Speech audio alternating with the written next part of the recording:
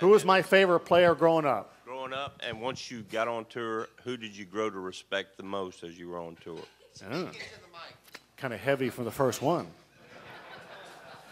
My favorite player growing up, now, I was like any other kid growing up. You know, my dad was a golf professional and in Virginia Beach, and I grew up on the golf course.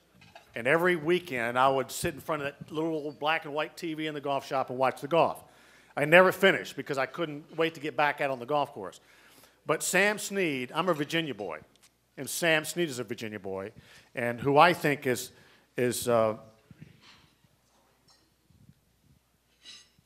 possibly the top 2 or 3 greatest champions of all time. He's still the greatest champion in my eye because Tiger hadn't won more tournaments than he has yet. I think he'll pass him, but he hadn't done it yet. So I was a Sam Snead fanatic. And I copied his swing. Doesn't look like it, but I tried to copy his swing and do everything Sam did. Now, it was hard not to be an Arnold Palmer fan because my dad, who was, again, a golf professional, played Arnold Palmer golf equipment and carried the bag. And that's what I played. And so it was hard not to do that. But I didn't like that Jack Nicklaus, let me tell you. I didn't like him at all. Great guy. Great ambassador. The best thing that ever happened to this game is Arnold Palmer and Jack Nicklaus, without a doubt. We wouldn't be where we are right here tonight if it wasn't for those two guys. Yeah, without a doubt. But Sam was a beauty too. And oh, when I got on tour, who did I learn to respect? I was frightened when I got on tour. I wasn't like these guys. I had a pretty good amateur resume coming up, but I knew that the step from amateur golf to professional golf was so huge, I had to keep my mouth shut and eyes and ears open and learn. I still think it's the way it should be, but I'm old school.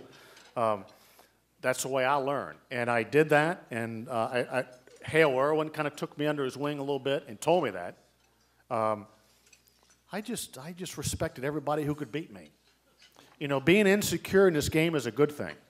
There's those who are secure in life, and sometimes I think you get too comfortable.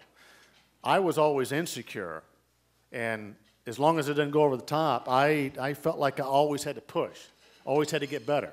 Every year you start from scratch, and that's the way I was. And I think that's, you know, helped me.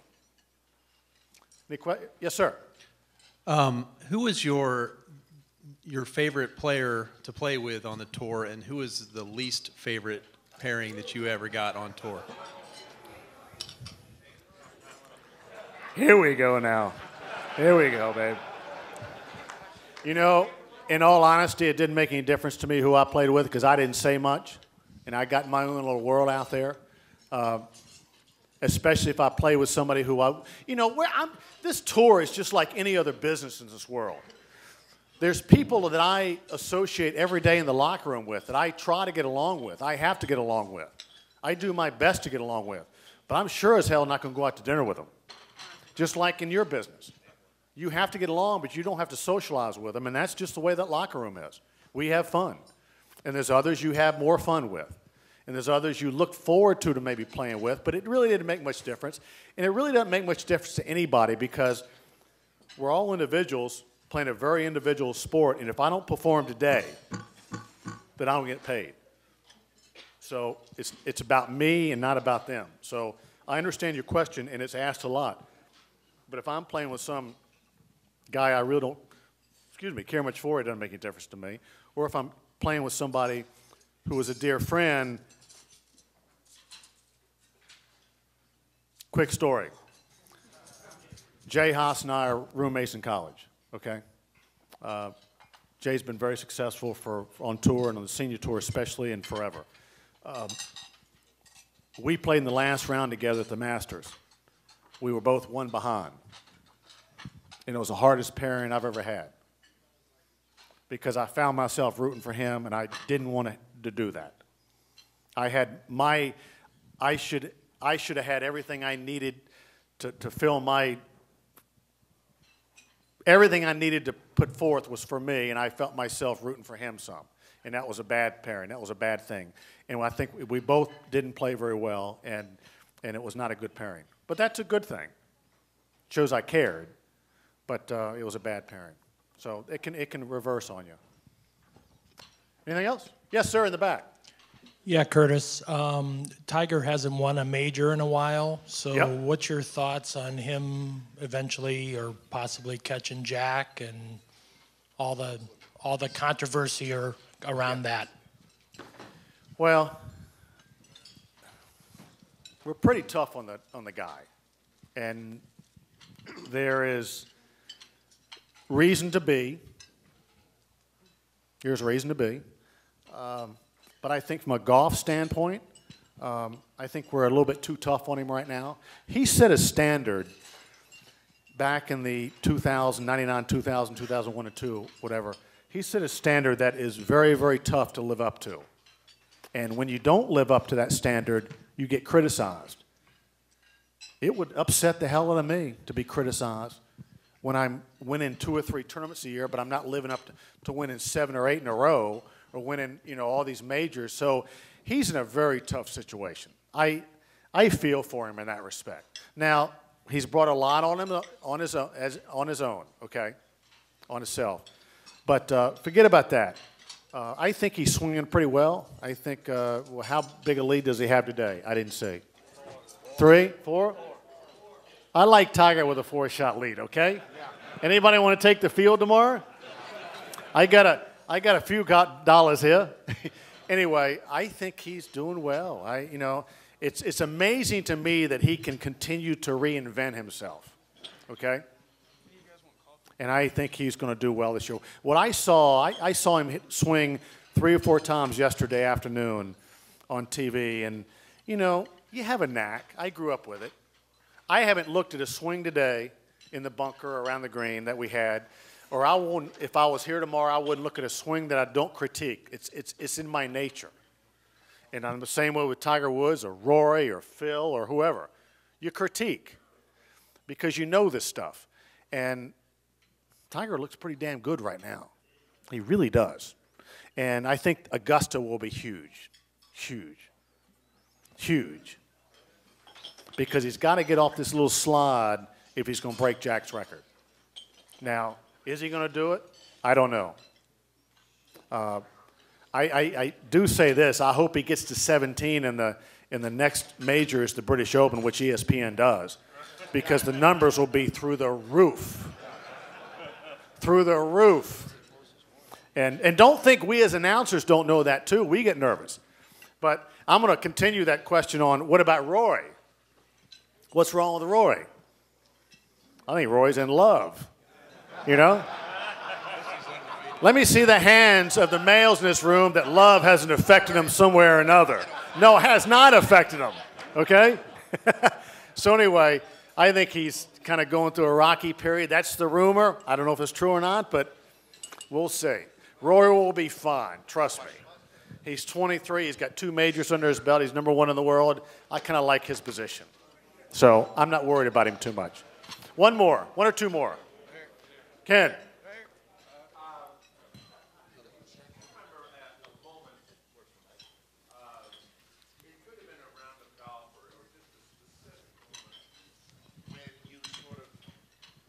Just you, not the way it looks, in terms of which tournament you won, where somehow it was a turning point where you thought, I can do this, because you beat whatever, or you hit a shot, or that it could be any time, sometime in the 70s or 80s, or that you knew.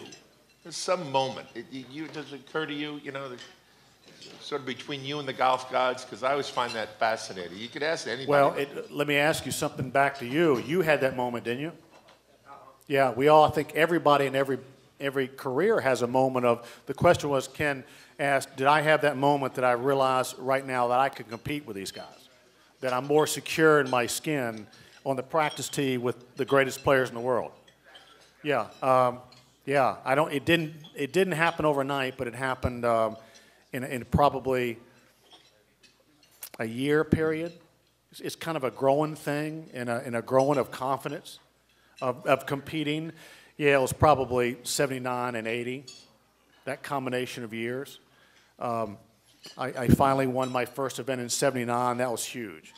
to be able to, and it's huge to win a tournament. You say, how can it be so big? Well, it's not so much about my confidence. It's not so much about winning a tournament. It's about getting exempt. It's about having access to all of these tournaments on tour. And with that comes a feeling of welcome.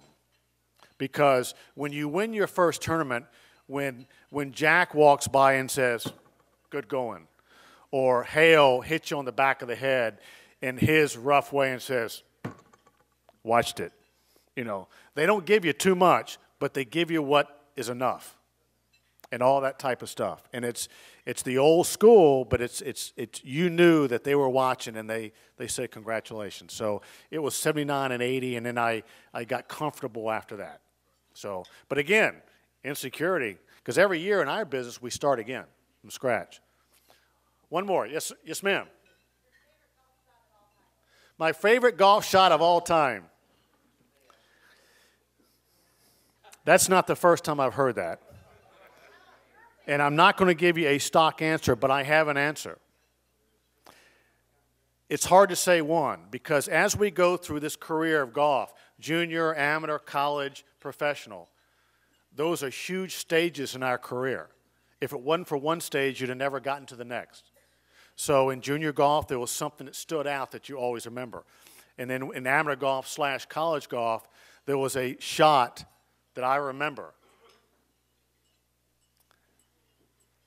That was when I came to Wake Forest, they had this great golf tradition, and they had never won the NCAA. They had all these great players. Arnold, you know, Lanny last year, but many great players, all Americans, but they never won the NCAA. When I showed up as a freshman, we had kind of a young team.